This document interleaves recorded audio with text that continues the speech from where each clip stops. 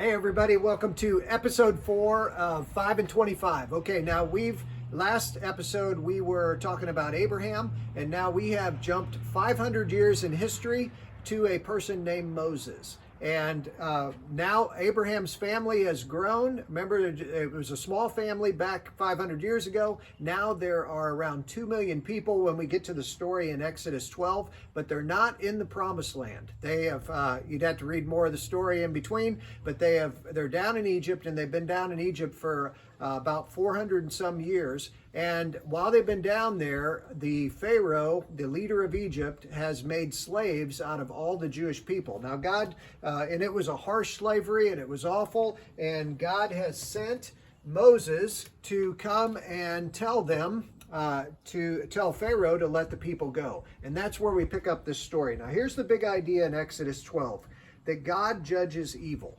Okay, now he judges evil, but he doesn't do it at the snap of a finger. He gives lots of warnings to people, and he provides a way out. So remember, that is the big idea today, because Pharaoh is evil, and this culture is evil, and they're enslaving the Jewish people, and God is going to bring judgment on it. Now he does it, and it's going to, when you read it, it's going to sound incredibly harsh. The angel of death is going to come by each home, and the firstborn in each home is going to die.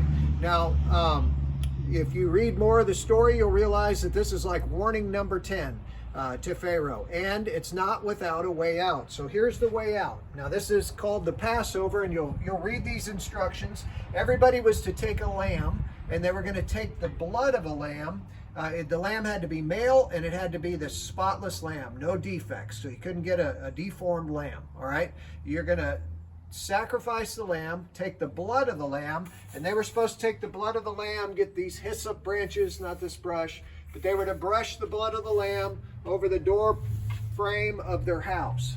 Now that night, and this is called Passover night, that night, if you had blood over your door frame, what would happen when the angel of death came, he would pass over your house, hence the name Passover, and move on to the next house. So everyone who obeyed these instructions didn't receive death. But everyone who didn't, the firstborn in their house died, and Pharaoh's firstborn died that night. And then he finally gets to the point, after the 10th warning, he finally gets to the point where he sets the people free. Now, one of the things that we want to point out with this passage, and this is really one of the reasons why we're doing this whole series through the Bible, is that God, this is something that is true about God, and it is something that's coming in our future. There is a future judgment day that the Bible talks about as well. And just like this was a day of judgment for that local area, there's a judgment day for the whole world. But it hasn't come without warnings, and God provides a way out. So we're going to hear more about that in the weeks to come and in the videos to come. So hopefully you'll be sticking with us throughout those, but just know that's one of the themes that we're investigating as we travel through the story of the Bible. Now, again, this is another example of foreshadowing. We talked about foreshadowing in the previous video. One of the cool things about this is, again, blood, death, you're freed from the penalty of death because of the blood of a lamb on your door. Now, God instructs them, as you'll see as you read this, to celebrate this and remember this every single year. In fact, if you look at some calendars even today, you'll see in spring there's a date where the Passover is, and because he wanted them to remember this. But here's the foreshadow. 1,500 years later, in Jerusalem, on Passover weekend, when they're celebrating this, a person named Jesus dies on the cross, and he is referred to as the Lamb of God.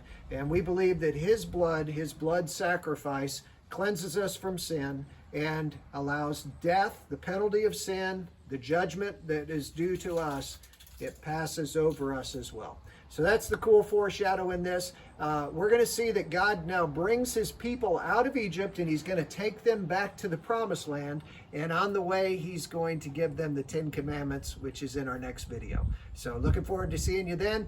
5 and 25. If you know this story, you're going to know the story of the Bible.